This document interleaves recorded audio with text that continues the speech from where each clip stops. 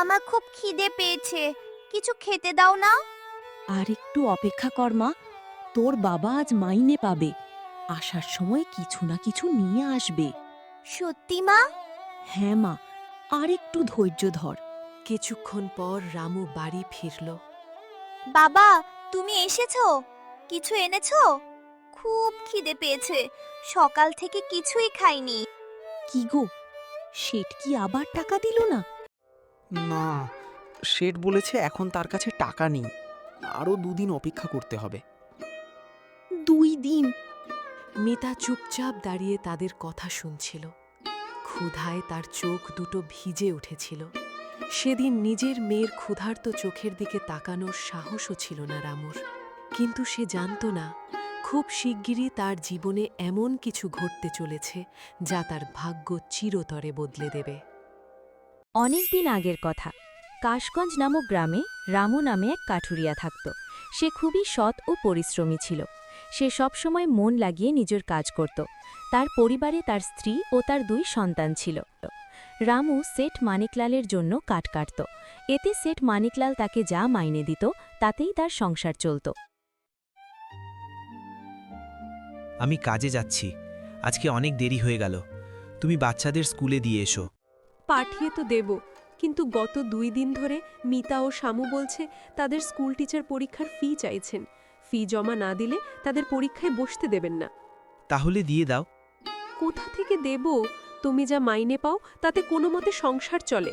এখন এই সময় পরীক্ষার ফি জোগাড় করব কোথা থেকে? আচ্ছা, তাহলে আমি দেখছি সেটজিকে যদি বলে কিছুটা মাইনে বাড়াতে পারি। শুধু দেখলে চলবে না, সেঠজিকে ঠিক করে বলো বেতন বাড়ানোর জন্য। দিন দিন জিনিসপত্রের দাম আকাশ ছোঁয়া হয়ে যাচ্ছে। বেতন না বাড়ালে আমরা বাঁচব কিভাবে? আমাদের তো না খেয়ে মরতে হবে। ঠিক আছে, আমি দেখছি। এই কথা বলে রামু কাজে বেরিয়ে পড়ল। আজকে বেতনের দিন। আমি নিশ্চিত আজকেও সেট কোনো না কোনো বাহানা বানিয়ে টাকা কমিয়ে দেবে। হ্যাঁ ভাই, গতবার আমারও অর্ধেক বেতন কেটে নিয়েছিল। আমার মায়ের শরীর খারাপ হওয়ায় 2 দিন আসতে পারিনি, তাই পুরো অর্ধেক টাকা কেটে নিয়েছিল। কত কষ্ট করে তারপর সংসার চালিয়েছি, পেট ভরে 2 বেলা ভাত খেতেও পারিনি। এরা বসে বসে আমাদের উপর হুকুম চালায়, তাই এরা কখনো আমাদের কষ্টটা বুঝতে পারে না। হ্যাঁ রে ভাই, গতবার আমার অর্ধেক বেতন কেটে নিয়েছিল। এই বলে যে আমি ওনার কাছ থেকে 200 টাকা ধার নিয়েছিলাম, তার 3 মাসের সুদে আসলে 1000 টাকা হয়ে গেছে। এইবার পুরো বেতন দিলেই হলো।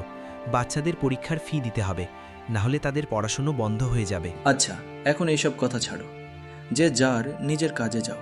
আমাদের এইভাবে দাঁড়িয়ে দাঁড়িয়ে কথা বলতে দেখলে আবার টাকা কেটে নেবে।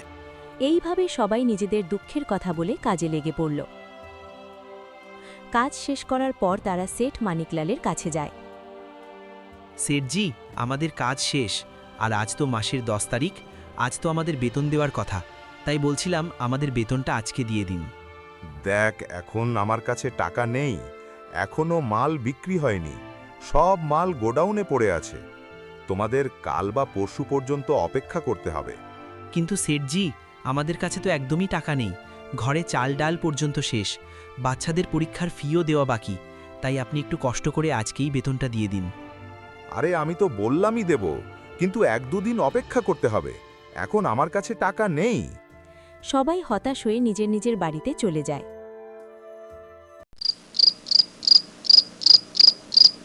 মা, আমার খুব খিদে পেয়েছে, কিছু খেতে দাও না। আর একটু অপেক্ষা কর মা, তোর বাবা আজ মাইনে পাবে, আসার সময় কিছু না কিছু নিয়ে আসবে। সত্যি মা? হ্যাঁ মা, আর একটু ধৈর্য ধর। কিছুক্ষণ পর রামু বাড়ি ফিরল। বাবা, তুমি এসেছো? কিছু এনেছো? খুব খিদে পেয়েছে, সকাল থেকে কিছুই খাইনি। কি গো, শেঠ কি আবার টাকা দিল না? না, শেঠ বলেছে এখন তার কাছে টাকা নেই, আরও 2 দিন অপেক্ষা করতে হবে। 2 দিন? মিতা চুপচাপ দাঁড়িয়ে তাদের কথা শুনছিল। ক্ষুধায় তার চোখ দুটো ভিজে উঠেছিল। সেদিন নিজের মেয়ের ক্ষুধার্ত চোখের দিকে তাকানোর সাহসও ছিল না রামুর। এইভাবে অনেক কষ্টে 2 দিন কেটে যায়। 2 দিন পর সেঠ মানিকলাল সবাইকে বেতন দেয়। এনে যতীন, তোর মাইনে। সেটজি, এখানে তো 3000 টাকা। কিন্তু আমি তো 4,000 টাকার কাজ করেছি। হ্যাঁ করেছিস, কিন্তু কাজের মাঝে তুই প্রতিদিন 1 ঘন্টা করে আরামও করেছিস, তার জন্যই টাকা কেটেছি। কিন্তু শেঠজি, আপনি তো বলেছিলেন 8 ঘন্টা কাজ করলে 4,000 টাকা পাবো। আমি তো 8 ঘন্টাই কাজ করেছি, তার মাঝে 1 ঘন্টা বিশ্রাম করেছি। এত হিসাব দেখার দরকার নেই, আমি তোকে আরাম করতে দেখেছি, বাস। এখন টাকা নিতে হলে নে, না হলে অন্য জায়গায় কাজ খুঁজে নে। বেচারা জ্যোতিদের কাছে টাকা না নেওয়া ছাড়া আর কোনো উপায় ছিল না, তাই চুপচাপ নিয়ে নিল। রামু, এই নে তোর 3,500 টাকা। কিন্তু সেঠজি, আমার তো পুরো 4,000 টাকা হয়েছে।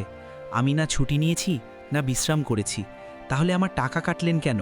হ্যাঁ, কিন্তু এখন বাজারে কাঠের দাম অনেক কমে গেছে, তাই তোকেও কম টাকা নিতে হবে। পরে দাম বাড়লে বাড়িয়ে দেব। কিন্তু সেঠজি, আপনি তো 4,000 টাকা দেবেন বলেছিলেন। এই টাকায় সংসারই চলে না, এখন 3,500 টাকায় কিভাবে চলবে? 3,500ই পাবি, নিতে হলে নে, না হলে না নে। সেটের কথা না মানা ছাড়া রামুর কোনো উপায় ছিল না। এইভাবে প্রতিবারের মতো সেট আবারও কম মাইনে দেয়। আমি বলেছিলাম, এই সেট 1 নম্বরের বেঈমান লোক। সব টাকা নিজের পকেটে ঢুকিয়ে নেয় আর আমাদের সামান্য দেয়। দেখে নিও, একদিন না একদিন গরিবদের হায় ওর উপর পড়বেই। এইসব কথা বলিস না রে ভাই, সে আমাদের অন্নদাতা। সে যদি আমাদের কাজ না দিত তাহলে আমরা না খেয়ে মরতাম। আরে কিসের অন্নদাতা? কাজের পুরো টাকা দেয় না, আবার একে অন্নদাতা বলতে হবে? সারা মাস হাড় ভাঙা পরিশ্রম করে মাত্রই 3,000 টাকা, এতে ঠিকমতো সংসারই চলে না।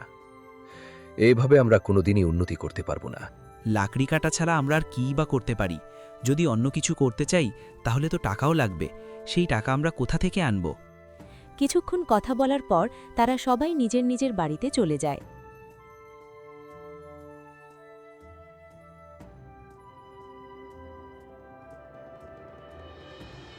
এসেছো? কত টাকা পেলে? গিন্নি, এইবার মাত্র 3,500 টাকা পেয়েছি। মাত্র 3,500? এই টাকায় কিভাবে সংসার চলবে? গতবারের টাকাতেই মাসের শেষে অভুক্ত থাকতে হয়েছিল, এবার তো তার থেকেও কম টাকা পেলে। এখন আমি কি করব বলো? আমি অনেক চেষ্টা করেছি, কিন্তু সেট কোনোভাবেই পুরো টাকা দিল না। তাহলে এবার কি হবে? আমি ভাবছি কাঠ কাটার পাশাপাশি অন্য কোনো কাজ খুঁজে নেব। এখানে কাজ করার পর অন্য জায়গায় কাজ করব, এতে কিছুটা হলেও বেশি টাকা রোজগার করতে পারব। কালই কাজ শেষ করে অন্য জায়গায় খুঁজতে যাব। সারাদিন কাজ করবে, সময় মতো খেয়ে নিও। সকাল হতেই রামু কাজে বেরিয়ে পড়ে। সে মানিকলালের কাছে কাজ শেষ করে অন্য জায়গায় কাজ খুঁজতে যায়। কাকা, আপনার দোকানে কোনো কাজ হবে? না রামু, এখন আমার কোনো লোক লাগবে না। কিন্তু কাকা, খুব দরকার, সংসারটা আর চলছে না। আমি বুঝতে পারছি রামু, কিন্তু আমার সত্যিই কোনো লোক লাগবে না। আচ্ছা কাকা।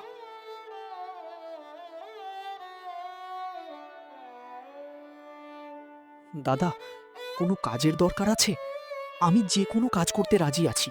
না ভাই, আমার কাছেও এখন কোনো কাজ নেই। হতাশ হয়ে সে সেখান থেকে চলে গেল। সে পুরো গ্রাম ঘুরে দোকানে দোকানে কাজ খোঁজে, কিন্তু কোথাও কাজ পায় না। তখন তার খুব খিদে পেয়েছিল। সে একটি গাছের নিচে বসে খাবারের পুটলিটা খুলল। দাদু, খুব খিদে পেয়েছে। আর একটু সহ্য কর দিদি ভাই। কথাগুলো শুনে রামুর বুকটা মোচড়ে উঠল। বাবা, আমাদের যদি তোমার সব খাবার দিয়ে দাও, তাহলে তুমি কি খাবে? আমার কথা ভাববেন না কাকা, আপনারা খেয়ে নিন। শেষে সে বাড়ি ফেরার সময় শর্টকাট হিসেবে জঙ্গলের পথ ধরে। হাঁটতে হাঁটতে সে একটি ময়ূরকে একটি গাছের ডালের নিচে পড়ে থাকতে দেখে। ময়ূরটি কষ্টে ছটফট করছিল। আরে, আমাকে এই ময়ূরটাকে সাহায্য করতে হবে। এই বলে রামু ময়ূরটিকে ডালের নিচ থেকে বের করে। তখনই তার রূপ বদলে যায়। রামু অবাক হয়ে তাকিয়ে থাকে। আপনি কে? আমি বনদেবী। আমি তোমার পরীক্ষা নিচ্ছিলাম। কেমন পরীক্ষা?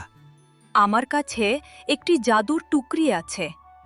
আমি এটি একজন যোগ্য মানুষের হাতে দিতে চেয়েছিলাম, তাই এই ছল করেছি। তাহলে আমি কি পরীক্ষায় পাশ করেছি? হে, পাশ করেছ, কারণ একমাত্র পবিত্র মনের মানুষই এই ময়ূরটিকে দেখতে পারে। তুমি দেখেছ, তাই তুমি সৎ ও ভালো মনের মানুষ। আমি এমন একজনের অপেক্ষায় ছিলাম। তখনই বনদেবী মন্ত্র পড়ে একটি টুকরি আলো থেকে বের করে। এখন থেকে এই টুকরিটি তোমার। এতে তুমি নিজের অবস্থা বদলাতে পারবে। তুমি যদি কোনো জিনিস এতে রাখো তাহলে সেই জিনিসে এটি ভরে যাবে। তবে মনে রেখো, প্রথমবার যে জিনিস রাখবে সেটিই সবসময় বাড়বে। অন্য কিছু রাখলে এ জাদু নষ্ট হয়ে যাবে। এটি সবার কল্যাণে ব্যবহার করো। ঠিক আছে মাতা, আপনি যেমন বলেছেন তেমনই করব। এই বলে বনদেবী আলোয় মিলিয়ে যান। রামু টুকরিটি নিয়ে বাড়ি ফিরে আসে।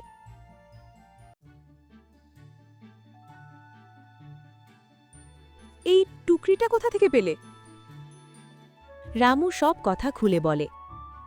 এ তো অদ্ভুত জিনিস, কিন্তু এটা সত্যিই কাজ করবে? তা জানার একটাই উপায়, এতে কিছু মূল্যবান জিনিস রাখতে হবে। কি রাখবো? গত সপ্তাহে আমি যে লাল চন্দনের টুকরো এনেছিলাম সেটা নিয়ে এসো। এক্ষুনি আনছি।